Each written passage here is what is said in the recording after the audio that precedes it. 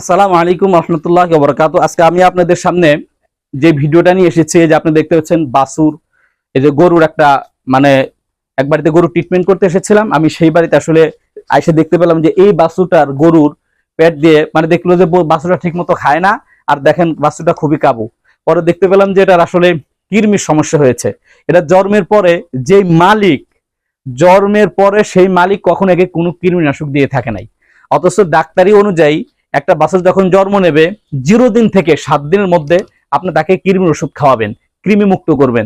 যদি আপনার বাছুরটা এবং গরুটা দেখেন যদি কৃমি মুক্ত না করতে পারেন, তাহলে কখনো দেখবেন এটা শরীর কখনোই ভালো হবে না। এই যে আপনারা দেখতে পাচ্ছেন, সর্বপ্রথম 7 দিনের মাথায় আইবারজল নামে আপনার একটা ওরাল সলিউশন পাওয়া যায়।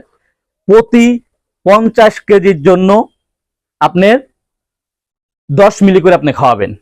10 মিলি করে খাওয়ানোর পরে আপনার 3 মাস পরে অথবা 1 মাস পরে এটাকে আপনি কি করবেন, আইভারমেকটিন দিবেন। আইভারমেকটিন দিলে তার গায়ের এবং মাঠালি যা আছে, চামড়ার নিচে যেসব কৃমি আছে, এগুলা দূর হয়ে যাবে। যদি আপনি কৃমি মুক্ত না করতে পারেন, কখনোই এই বাছুর, এই গরু, আপনার গরু যদি আপনার বকন হয় কখনো হিটে আসবে না, আর বাছুর কখনো আপনি মোটা তাজা করণ করতে পারবেন না। মনে রাখতে হবে, একটা গরুর মধ্যে 3 ধরনের কৃমি থাকে: কলিজা কৃমি, ফিতা কৃমি এবং চামড়ার নিচের কৃমি। আপনি আইভারমেকটিন যদি দেন, এটা চামড়ার নিচে আটালু, মেইট এই কৃমি যাবে, কিন্তু পেটের কৃমি কখনোই দূর হবে না। পেটের কৃমির জন্য আপনি ব্যবহার করতে হবে ট্যাবলেট, এবং ট্যাবলেটের কিছুদিন পরে আপনি নাইট্রোনেক্স ব্যবহার করবেন, যেটা কলিজা কৃমির জন্য ব্যবহার হবে।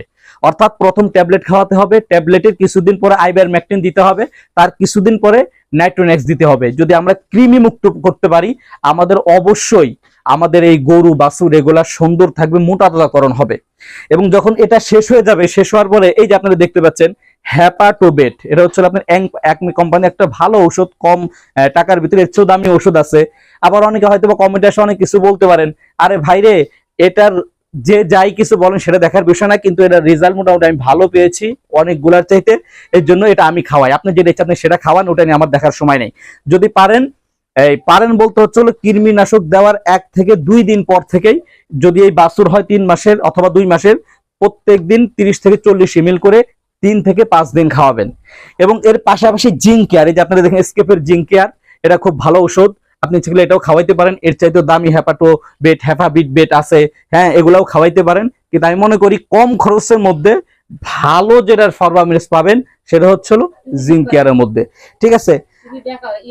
এবং আপনাদের কাছে অনুরোধ, ভিডিওটা বেশি শেয়ার করবেন। যদি কোনো প্রশ্ন থাকে ইনশাল্লাহ আপনারা করবেন, এবং আগামীতে আপনাদের জন্য আমি আরো ভালো ভিডিও নিয়ে আসবো।